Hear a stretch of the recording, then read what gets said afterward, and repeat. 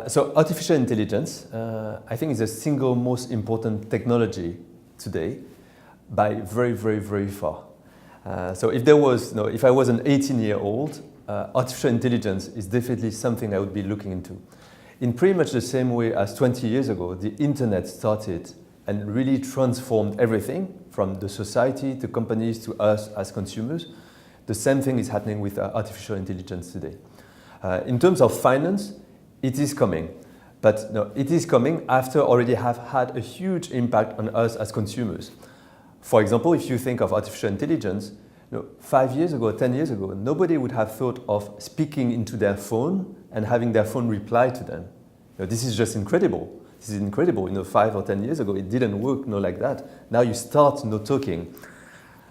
Only yesterday, Google tried an experiment where they had an artificial intelligence bot calling a small business and scheduling an appointment. And the person at the end of the line didn't know it was a computer. So we're starting to see incredible things in artificial intelligence, including in finance. Now, because it's going to have such a huge impact, it's going to have an impact not just on the technology side, but on all of us and on society in general. And there are a lot of impacts in terms of ethics. There are a lot of impacts in terms of how we should think of it. There are a lot of impacts in terms of how we should use artificial intelligence, which means that if an 18-year-old was interested in artificial intelligence, there's much more than just the technology to think of.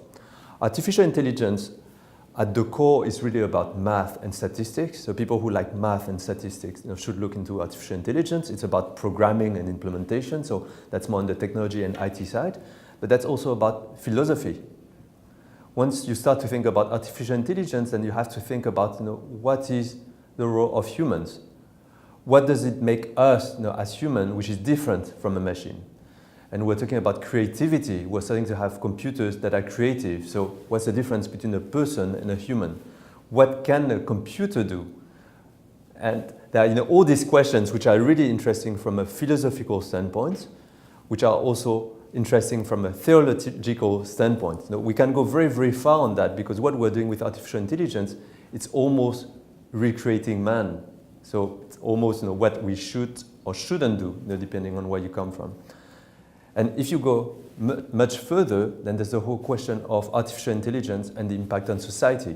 If 80% of our jobs can be replaced by robots, then in that case, what are people doing in that case? And it's really a model of society which we need to think of in terms of who does what, who has what kind of resources and money, and how do you distribute it. So there's a lot to think of in terms of artificial intelligence, and that's going to be such a huge impact on all of us that I think that if you understand what's happening, then you can apply it to a lot of different fields. Whether you want to work in finance, you want to work in healthcare, you want to work in history, there's a lot of applications of artificial intelligence.